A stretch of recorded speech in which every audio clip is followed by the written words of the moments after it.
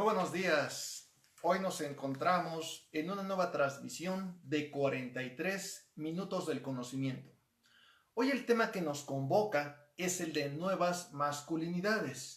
Y por ello queremos invitarlas e invitarlos a cada uno de ustedes que se sumen, que compartan la transmisión, pero sobre todo que nos hagan llegar sus preguntas. Recuerden que esto es muy importante para construir de manera conjunta el conocimiento. Se trata de abonar justamente desde diferentes perspectivas científicas sobre el análisis de una problemática en común. Y alguien seguramente se preguntará el por qué llamarlas nuevas masculinidades. Bueno, la respuesta es sencilla. Tenemos un modelo hegemónico, tradicional, de cómo debe ser caracterizado un varón. Implica justamente un sistema patriarcal que en muchos sentidos hoy resulta obsoleto, pero que sin lugar a dudas siga permeando parte de la conciencia colectiva, del imaginario simbólico y de la opinión pública. Hoy, por tal motivo, analizaremos desde qué es el género hasta ver cómo se puede deconstruir esta figura hegemónica y muchas veces violenta de lo que implica ser un varón. Ya habíamos trabajado en alguna anterior emisión aspectos de violencia de género, sin embargo hace falta que profundicemos en este tema en particular. Y aunque hablo en principio de la masculinidad, queda claro que son las masculinidades, diferentes, diversas, complementarias, contrahegemónicas. Y para ello habría que empezar a analizar qué es el género, en qué consiste esta condición, cuáles son los roles y de qué forma los hemos ido introyectando los hombres. Y esto lo planteo porque muchas veces cuando se habla de perspectiva de género o cuando se habla de estudios de género, algunos y algunas lo malinterpretan y piensan que únicamente se refiere a hablar de estudios y problemáticas de las mujeres. Y no. Si hablamos de género, de construcción de identidad de género, evidentemente tenemos que analizar tanto la parte femenina como la masculina. El género, en términos simples, es la construcción cultural de la diferencia sexual. Esa sería una primerísima definición muy sencilla, porque aunque parezca increíble, todavía en pleno siglo XXI, hay gente que confunde lo que es el sexo con el género. Y queda claro que son cosas distintas. El sexo es una condición biológica diferencial entre machos y hembras, a partir de lo cual podemos desarrollar diferentes funciones reproductivas. El género, por el contrario, es la construcción cultural de la diferencia sexual, pero además implica un orden simbólico social. Y eso ya nos va dando más elementos. Porque cuando decimos un orden, implica una jerarquía, implica normas, implica reglas. Y en el caso de este elemento simbólico, pues habría que remitirse desde la filosofía del lenguaje, habría que analizarlo desde diferentes perspectivas en la cual señalan que no solamente son relaciones significantes, sino también relaciones simbólicas. Y finalmente hablamos de una cuestión que va a estar permeando todo en cuanto al ejercicio del poder. Es decir, ¿quién manda? Y esta es una cuestión que no solamente lo planteamos en términos legales, sino legítimos. ¿Quién manda dentro de la esfera pública y privada? Realmente tendría que ser una cuestión de mutuo crecimiento, de acompañamiento, de solidaridad, de fraternidad, de sororidad, en la cual juntos construyéramos una sociedad más justa, más humana, más equitativa y más igualitaria. Pues bien, este es el tema que hoy nos convoca y como siempre les agradezco a la gente que muy amablemente ya nos acompaña. Sabemos que hoy en particular colegas de diferentes escuelas se han sumado y me da mucho gusto saludar a quien hoy por primera ocasión lo hace, que es la maestra Ana Rosa Ortiz del Liceo Ecológico, una muy prestigiada colega y amiga que fue directora justamente de esa institución educativa y quien tuve el gusto de conocer hace algunos años. Ana Rosa Ortiz, o Miss Annie como le decíamos de cariño, le mandamos un muy cordial saludo. Bueno, vamos a iniciar como en otras ocasiones haciendo los primeros referentes bibliográficos con el fin de que ustedes tengan más elementos de análisis. El primer libro lo escribe Doreen Kimura y se llama Sexo y Capacidades Mentales y es publicado por la editorial Ariel. Este texto es interesante porque, tal como aquí lo señala, implica estudios conductuales, neurológicos y endocrinos para determinar si a partir de las diferencias sexuales existen o no diferentes habilidades cognitivas. Realmente es una cuestión que se ha planteado durante mucho tiempo y que incluso se ha inscrito en el mapa cultural de la famosa guerra de sexos, el plantear si el hombre por ser hombre o si la mujer por el único hecho de ser mujer tenemos habilidades, cualidades distintas. No desde un punto de vista cultural, sino netamente biológico, neurológico y endocrinológico. Bueno, este libro que ahora están viendo en pantalla justamente abona este debate. Los invito a que lo analicen si ustedes así lo consideran importante.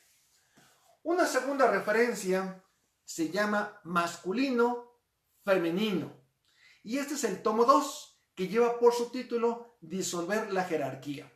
Lo escribe François Héritier y es publicado en la colección de antropología del Fondo de Cultura Económica. Tal como lo está señalando el subtítulo, de lo que se trata es de disolver las jerarquías, los puntos de vista verticales. Ya en alguna anterior emisión habíamos señalado que podemos ser diferentes, pero no desiguales.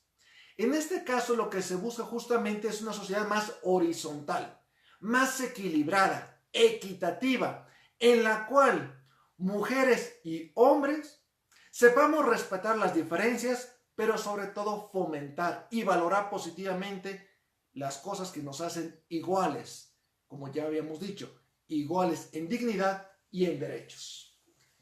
Y un tercer texto de Sergio Sinai que se llama La masculinidad tóxica y lleva por subtítulo Un paradigma que enferma a la sociedad y amenaza a las personas y es publicado por Ediciones B.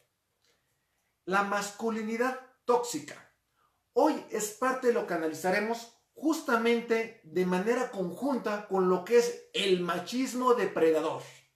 Ya tendremos esos dos elementos que van a constituir el modelo hegemónico de hombría. ¿Sí? Como tal. Habemos hombres diferentes, diversos, múltiples, complejos.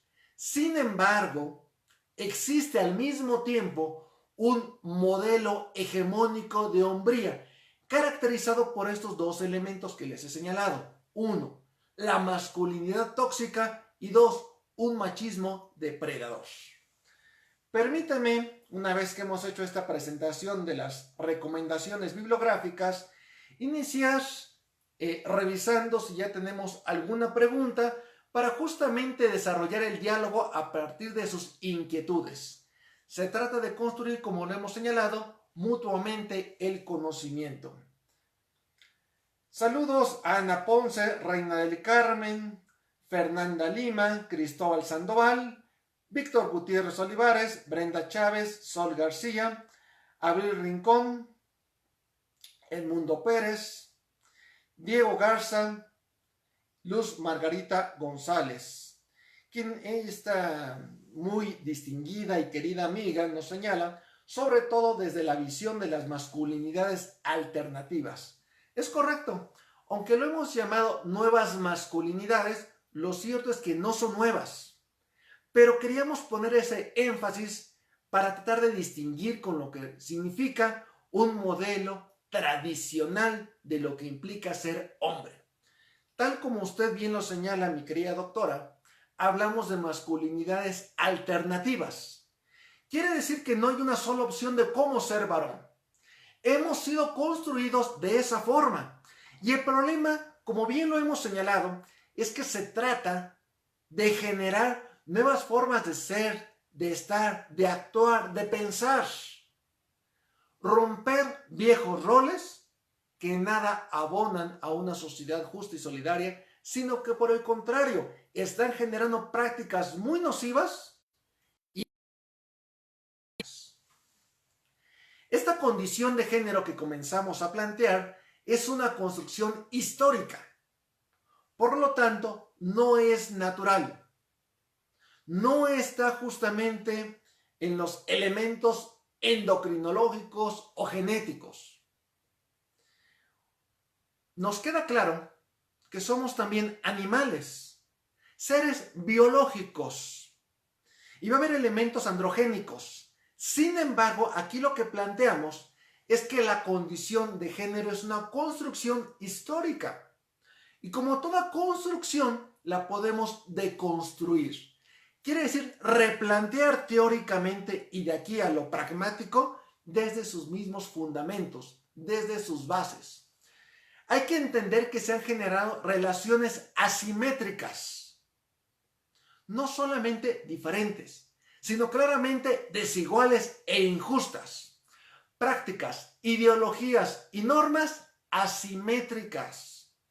Y eso justamente es lo que no debemos permitir.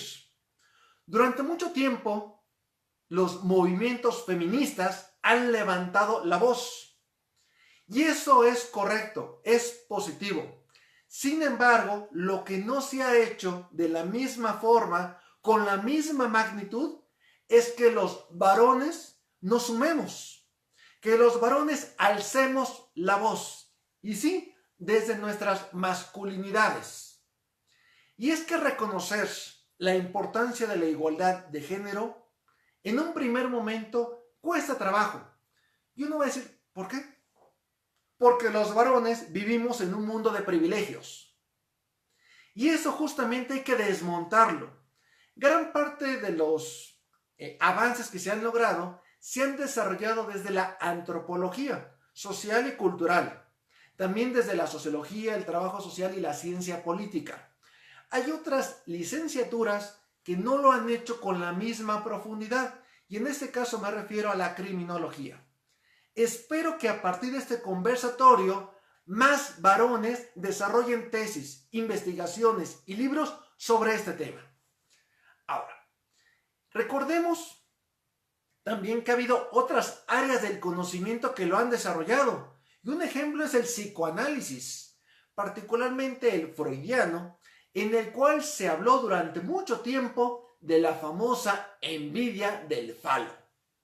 ¿Ustedes lo recuerdan? No se trata de descalificar toda la obra de Sigmund Freud, tiene grandes aportes evidentemente. Simplemente aquí quiero llamar la atención sobre la famosa envidia del falo. Y la gente dice, bueno, es que falo es pene. Y no, es el referente simbólico del pene. Ahora, de lo que se trata no es de envidiar la parte física. Lo que las mujeres han señalado, que existe una envidia con respecto de los derechos y libertades que representa en quien ostenta el falo. En otras palabras, ¿qué envidian las mujeres? No el pene, envidian el poder que representa en una sociedad sexista el ser varón. Tienen más derechos y más libertades, y eso científicamente no tiene ninguna justificación. Una cosa es que expliquemos el por qué se generan prácticas desiguales, violentas e injustas, y otras que pretendamos justificarlo. No. Desde la ciencia el mensaje es claro. No puede permitirse ni el androcentrismo, ni el machismo, ni la misoginia. Y por supuesto, si le extendemos en un margen más amplio, no puede ni debe tolerarse ninguna práctica sexista. o diríamos discriminación justamente a partir de estas cuestiones genéricas y sexuales. Permítame checar. Ámbar Cáceres nos manda saludos desde Quintana Roo. Muchas gracias, Ámbar. Igualmente a los colegas que ya se han ido sumando. Ya tenemos casi 100 personas que en este momento acompañan la transmisión y al menos 22 veces que se ha compartido. Gracias. Y además me da gusto ver que ya tengo más estudiantes de la Benemérita Universidad Autónoma de Puebla que nos están siguiendo. Recuerden que es parte de las actividades de educación a distancia. Ahora, el androcentrismo implica la centralidad del hombre en los espacios, en el lenguaje, en los derechos y en las libertades. Incluso este androcentrismo implica tomar a los varones como medida de todas las cosas. Eso, otra vez, no es correcto. Este androcentrismo que estamos planteando, que se fija como la medida, como la unidad, como el parámetro en los espacios, en el lenguaje, en los derechos y en las libertades, no tiene justificación científica. Juan Carlos Lechuga, saludos desde Cancún, excelente tema. Gracias por la invitación, doctora Margarita González.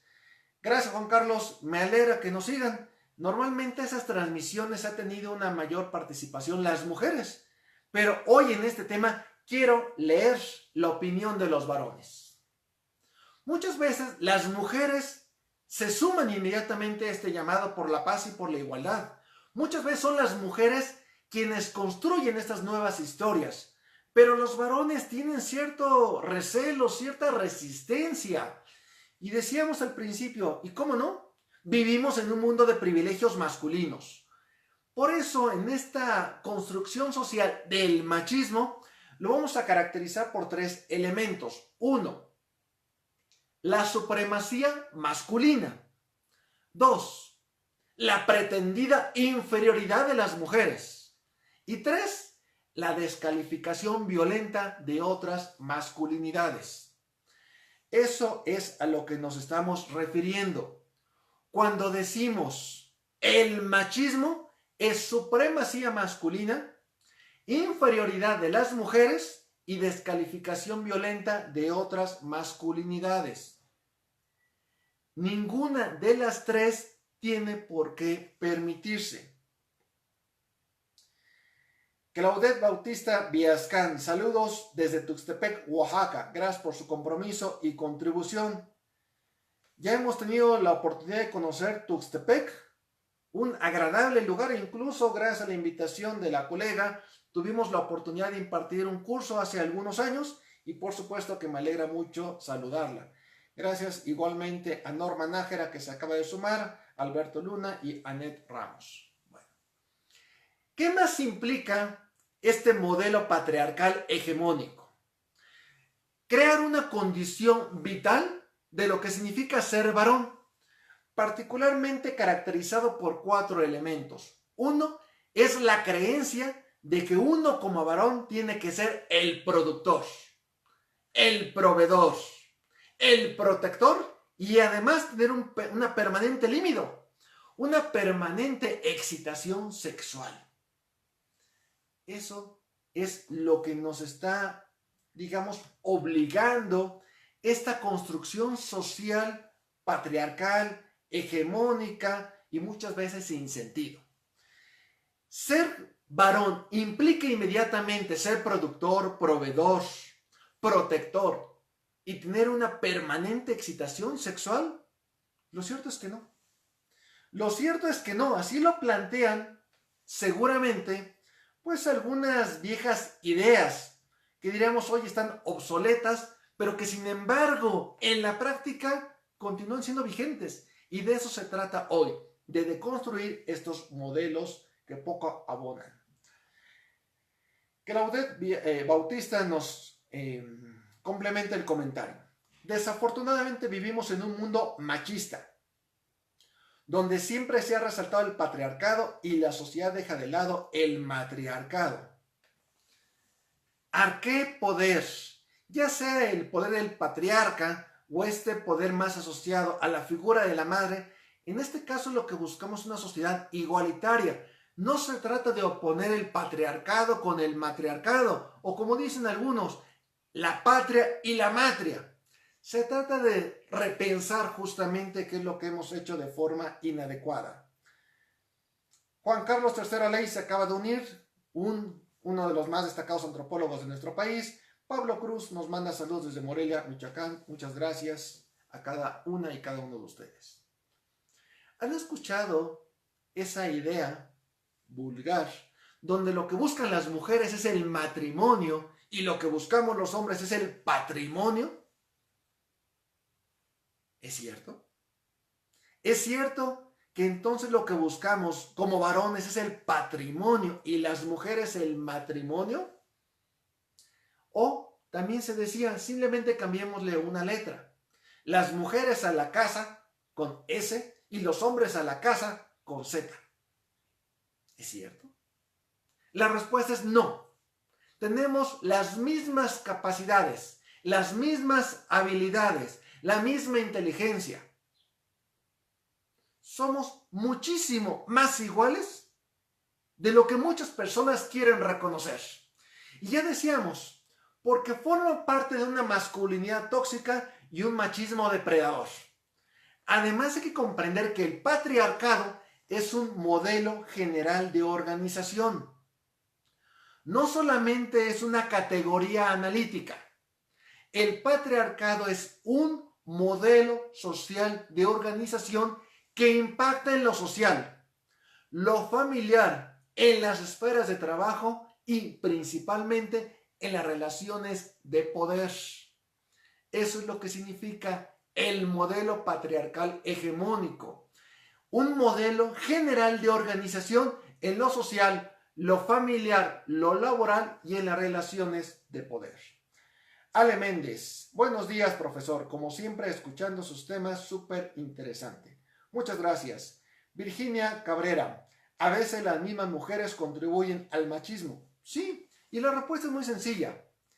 La genitalidad con la cual nacemos no implica necesariamente una forma de pensar. Significa que las mujeres, igual que los varones, formamos parte de ese sistema o modelo patriarcal hegemónico. Y que tanto las mujeres como los hombres tenemos que deconstruirnos, generar nuevas feminidades y nuevas masculinidades. Por eso, como bien señala usted, Virginia, de que las mujeres también contribuyen, sí, son reproductoras de este mismo sistema. Ambos debemos trabajar en conjunto. Por eso, no más de esa famosa guerra de los sexos. Jorge Castelo, no existe supremacía machista, doctor, al menos en este país. Y, entre paréntesis, Estados Unidos. Lo mencionado está desfasado.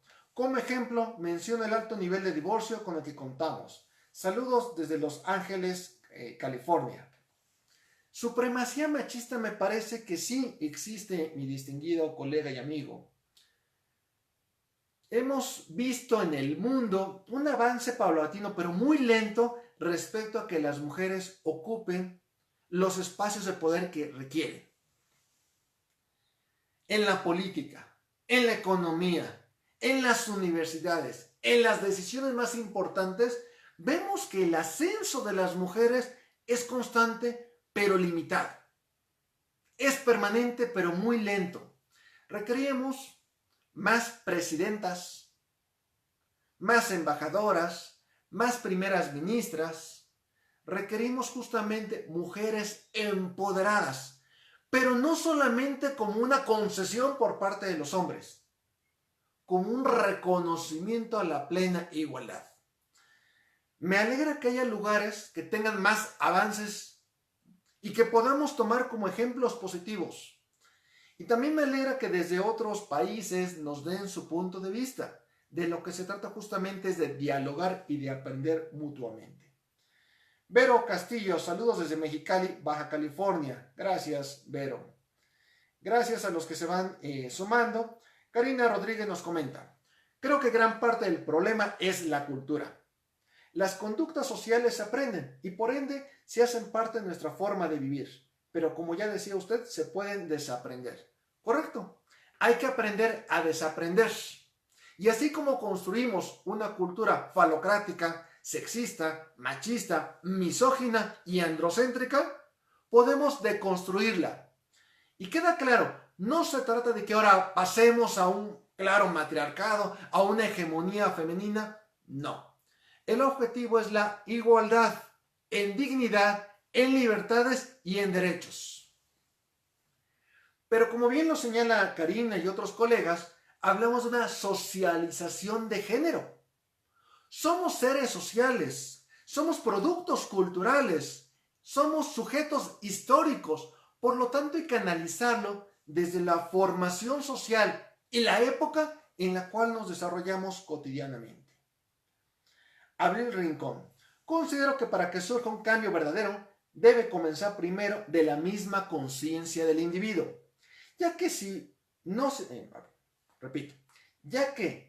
acepta la realidad en la que vive cada uno, será siempre más fácil delegar culpas y evitar responsabilizarse de las acciones que se cometen de manera personal, ya que de acuerdo a la experiencia previa de la persona es la manera en la que actúan, ya sea de manera de víctima o agresora. ¿Correcto? Hay que hacer esos dos procesos.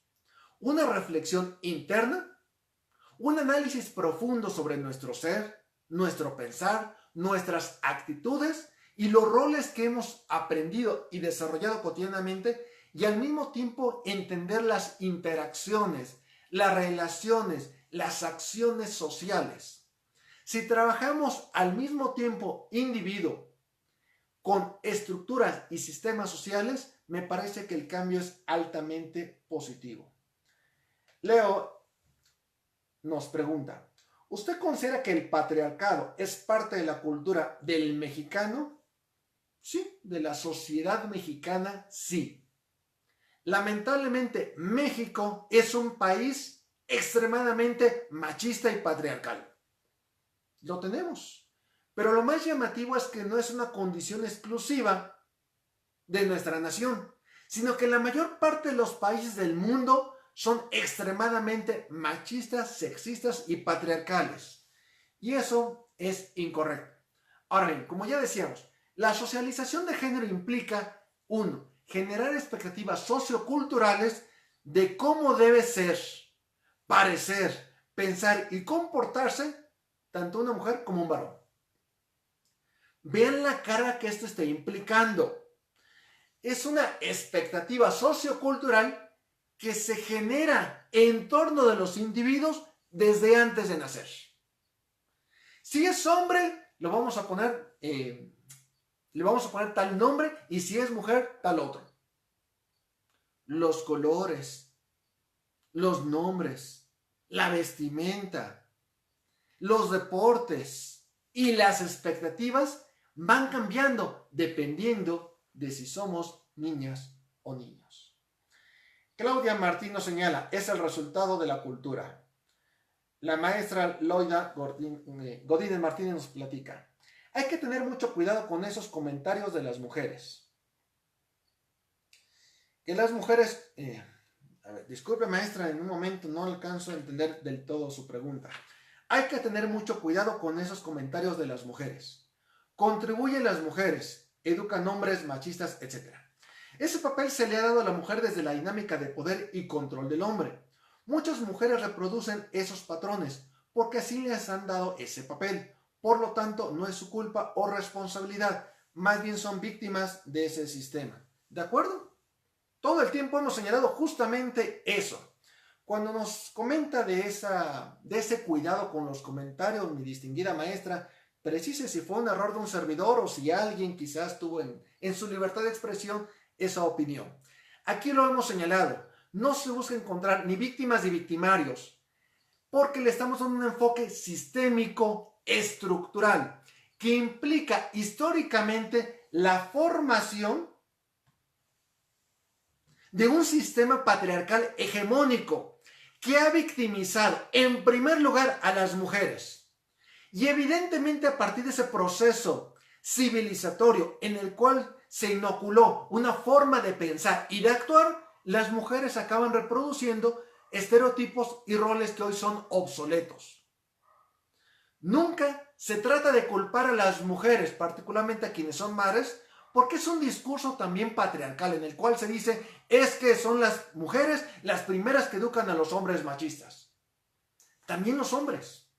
Los hombres contribuimos en primerísima medida justamente en eso. Hemos sido enfáticos. Se trata no de culpar a ninguna persona en lo particular. Se trata de deconstruir un sistema histórico patriarcal hegemónico. Luz Margarita. También la misandria es una forma de discriminación hacia los hombres y es un obstáculo para que los hombres puedan entrar a las nuevas masculinidades al sentirse atacados. Sí, correcto. Ni misandria ni misoginia. Ninguno de los extremos. Queremos respeto, igualdad, libertades y ejercicio pleno de derechos. Ahora, muchos varones, un poco por la misandria, pero en general por el constructo de lo que implica ser un macho, un varón, tienen inseguridades en su virilidad. Y lo voy a caracterizar con 5 elementos. La primera es el miedo a la pérdida de poder. 2. Hay un sentimiento de desposesión. Se sienten desposeídos de muchas cosas que tradicionalmente han aprendido y han gozado además. 3. Viven una crisis de los roles tradicionales. 4. Hay una inversión de los roles de género. Y 5. Una pérdida de privilegios. Estos 5 elementos es lo que explica en primera medida esta inseguridad de algunos varones. César Sánchez. ¿Cree que al fomentar la educación con enfoque de género desde la educación básica disminuye los índices? Supongo que se refiere a feminicidas. ¿Y qué profesionales intervendrían? Sí, desde preescolar. Requerimos que en la educación formal se fomente la perspectiva de género.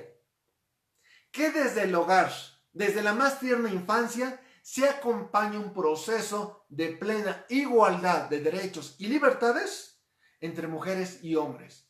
Ahora, ¿qué profesionales intervendrían? Prácticamente todas y todos. No me imagino una ciencia que no tenga ningún aporte a la construcción de una mejor sociedad. Me queda claro que los que son del campo de las ciencias sociales, ciencias de la educación y ciencias de la conducta tendrían quizás el protagonismo, pero todos los profesionistas pueden contribuir en gran medida. Dafnis Bello también nos manda saludos, María Rita, Beatriz Alicia Martínez. Un saludo desde Hermosillo, Sonora. Considero que la cultura nos ha venido enseñando el patriarcado y muchas mujeres hemos contribuido con este. Sin embargo, al menos acá en Sonora, hemos ido avanzando tanto en nuevas masculinidades como en empoderamiento de la mujer. Tenemos gobernadora, fiscal y presidenta municipal y se está legislando, procurando y administrando justicia con perspectiva de género. Beatriz, por supuesto que conocemos el caso de Sonora, el impulso que se le da en diferentes partes de la República Mexicana a la participación política de las mujeres. Eso es bueno. Lamentablemente no es la constante en todo el país. Faltan más legisladoras, más políticas, más empresarias, más autoridades municipales, más gobernadoras y también queremos en México una presidenta. ¿Por qué no? Si al menos son el 51% de la población, hablando en términos demográficos, en nuestro país, eso implica que deben tener al menos el 51% de los espacios públicos en las diferentes esferas de poder. Por eso me alegra mucho que cada vez haya más mujeres catedráticas, investigadoras y queremos más científicas. Si vamos señalando entonces, parte de lo que está implicando este análisis es que los varones también somos víctimas del patriarcado, porque no nos está permitido ser sensibles, no nos está permitido amar intensamente de una forma respetuosa. Los varones también somos exigidos a actuar con violencia.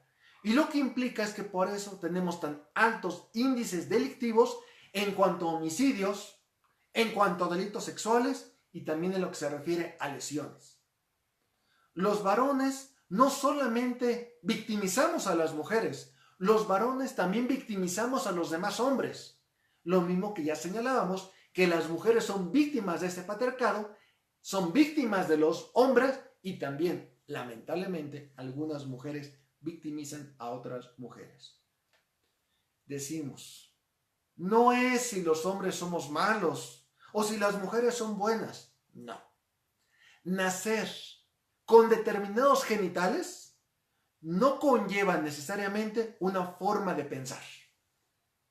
La genitalidad no implica ni más o menos capacidades. Lo que lamentablemente sí está pasando es que esta asignación sexogenérica está implicando privilegios para unos y detrimento de derecho para otras. Y eso no se puede permitir. Jorge Espinosa Flores. Carl Jung decía que si lo inconsciente no lo hacemos consciente, le llamaremos destino.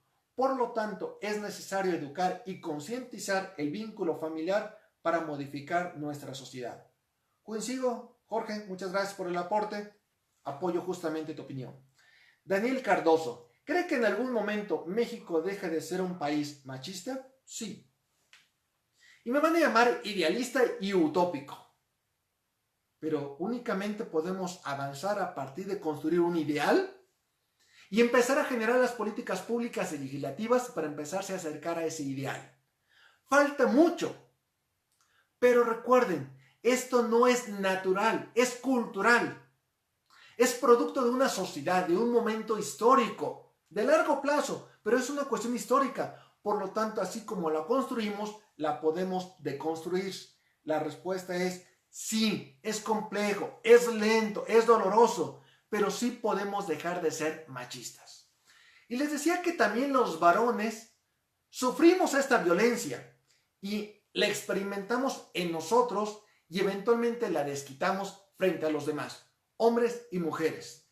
Incluso existe el famoso síndrome del hombre verde, el cual se caracteriza por la adicción a la violencia y por trastornos de ira explosiva intermitente. Los hombres no tenemos por qué ser violentos, no está en nuestra naturaleza. Y si lo fuera, a través de una cuestión cultural, psicológica, histórica, podemos dejar de ser violentos, podemos canalizarlo, podemos proyectarlo a otras formas, en el ejercicio, en el deporte, en el arte, en otras actividades que no generemos daño. Eso justamente es de lo que se trata. Hilda Suárez, buen día. Conforme lo mencionado, este proceso de cambio y rol de género es dinámico, en constante cambio, con la lucha de cambio en el trato de las mujeres. El hombre no sabe cómo llevar su rol, dada la historia. Hilda, es un proceso. Es un proceso. Por eso, cuando en las universidades se imparten estudios de género, deben trabajar la condición social, cultural e histórica de las mujeres, pero también de los hombres. No podemos únicamente trabajar feminidades y descuidar masculinidades. No podemos únicamente generar discursos centrados en las mujeres y olvidar la contraparte de la humanidad, que somos los varones. Ambas partes las debemos de estudiar. Juan Carlos III Ley, nuestro distinguido antropólogo. El punto no está en la diferencia de sexos biológicos, sino en la asignación de actividades. Es correcto. Muchas gracias, mi querido amigo. ¿Qué proponemos entonces? Igual participación en las actividades públicas y privadas por parte de mujeres y hombres. Erradiquemos los micromachismos. Erradiquemos esas actitudes benevolentes en la cual el hombre le dice a la mujer, te voy a ayudar. No. Vamos a compartir responsabilidades, vamos a compartir gastos, vamos de manera conjunta a educar a las niñas y los niños y pregonemos con el ejemplo, no en el discurso. Enseñemos a un varón formas alternativas de vivir nuestra masculinidad. Eso implica un compromiso firme, diario, de hombres trabajando con hombres. ¿Podemos hacerlo? Me parece que sí. Quiero que esta plática del día de hoy sea un pretexto positivo en el cual estemos abonando esto. Carla Salazar. Carla, ¿te extrañamos? ¿Ya estabas ausente? Sabemos que tú eres una de las estudiantes con mayor vocación y queremos tus participaciones. Carla nos comenta: doctor, ¿cuál cree que sería el mecanismo o forma ideal para deconstruir ese sistema patriarcal? Primero, hablemos públicamente de que no es natural, es histórico. Segundo, hagamos que los hombres levantemos la voz y establezcamos prácticas no violentas. Tercero, busquemos acercar a las mujeres con los hombres de forma respetuosa, reconociendo que somos plenamente iguales en capacidades y que no hay roles asignados por naturaleza más allá que el proceso de parir. De ahí en fuera, los hombres debemos maternizarnos, que implica hacernos responsables del cuidado de los hijos, no solamente de la manutención. Y cuando digo cuidado es de su educación. Aprendamos a educar con amor. Los hombres no tenemos por qué ser violentos. No tenemos por qué generar mecanismos de discriminación a partir del sexo. Tampoco somos máquinas sexuales. ¿Qué es lo que implica? Somos seres humanos, iguales. Y como varones podemos ser también pacíficos y pacifistas. Ana Ponce: algo tiene que ver el sistema capitalista, que explota al trabajador y este a su vez se apropia del trabajo de la mujer y la reduce al hogar. Ana, como siempre, inteligentes y atinados tus comentarios. Efectivamente, habría que hacer una lectura desde el marxismo y el neomarxismo, y esto ha tenido diferentes interpretaciones desde un punto de vista feminista, en el cual se señala si el varón, por ser varón, además de explotar a la naturaleza y explotar en los sistemas de trabajo capitalistas, también llevamos este mismo pensamiento al hogar, donde explotamos a las mujeres por el hecho principal de creerlas de nuestra propiedad. Recordemos el famoso libro del origen de la propiedad privada, la familia y el Estado, donde en parte se analiza justamente esto. Brenda Chávez: creo que hace falta desarrollar inteligencia emocional de las personas para ser más empáticos y asimismo educar en la paz y la no violencia. Es un trabajo que nos corresponde a todas y todos. ¿Sí? Fomentemos la empatía. Fomentemos la resolución positiva y pacífica de los conflictos. Fomentemos justamente la educación en la paz. Coincido y me alegra mucho que nos des esta atinada participación. Juan Carlos Báez Machorro: ¿cómo deconstruir el juego de roles que se le asigna a cada hombre por ser hombre o a cada mujer por ser mujer? Si estos se le vienen asignando desde el momento en que nacen y desde miles de años atrás. Hay condiciones históricas que podemos comenzar a deconstruir.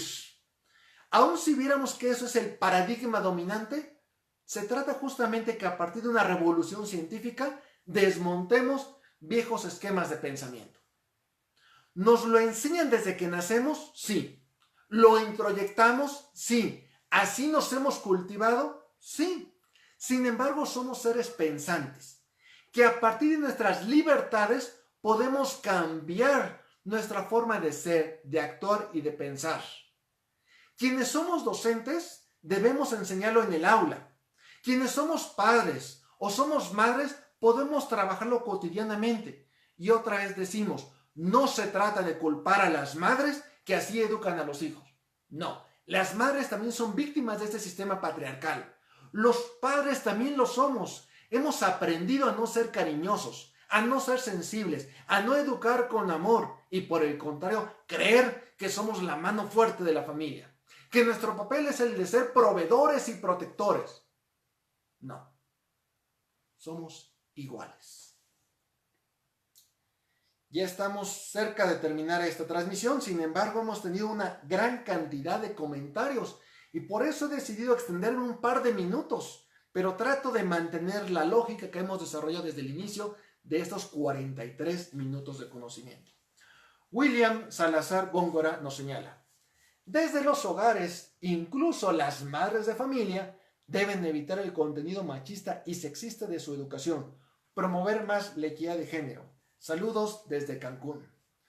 Sí, William, todas y todos debemos trabajar y de abonar justamente en la equidad de género en las políticas públicas y en la igualdad de género en la materia de políticas legislativas.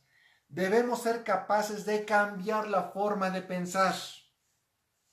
No hacerlo es negativo. No hacerlo implica mantener las asimetrías totalmente injustas. Jorge Gastelum, recomiendo Califato en Netflix. Es sobre el Islam. Está súper machista, con escudo y protección religiosa. Súper machista y denigrante. Jorge Gastelum, gracias por la recomendación. No tenía el conocimiento de esta serie que llamas Califato, pero que seguramente será del interés de los analistas de esta clase de temáticas. Tello Tobón, saludos desde la Mixteca oaxaqueña. Interesante tema para reflexionar en una realidad que vivimos. Gracias, me alegra que Oaxaca también esté participando. Todas y todos tenemos un papel importante. Todas y todos debemos de construir esta realidad inmediata. Y particularmente me dirijo en estos últimos instantes a los varones. Fuimos educados de cierta forma, pero podemos reeducarnos. Aprendimos actitudes machistas, podemos desmontarlas. Debemos ver a nuestras compañeras de vida como nuestras iguales. Y si nacemos con más fuerza, quizás sea para protegerlas, jamás para lastimarlas, ni a ellas ni a los demás varones. Se trata de construir una sociedad más justa, más igualitaria, más respetuosa de las diferencias, pero particularmente una sociedad que fomente la igualdad en la dignidad, en las libertades y en los derechos. Pues muchas gracias, hemos rebasado el tiempo de los 43 minutos. Me alegra mucho la alta participación que hoy tenemos y ojalá los próximos temas les resulten igualmente interesantes. Soy el doctor Eric Gómez López y transmití 43 minutos de conocimientos hoy con el tema de nuevas masculinidades y lo hicimos desde Puebla capital, desde el hermano país de México. Muchas gracias y excelente día.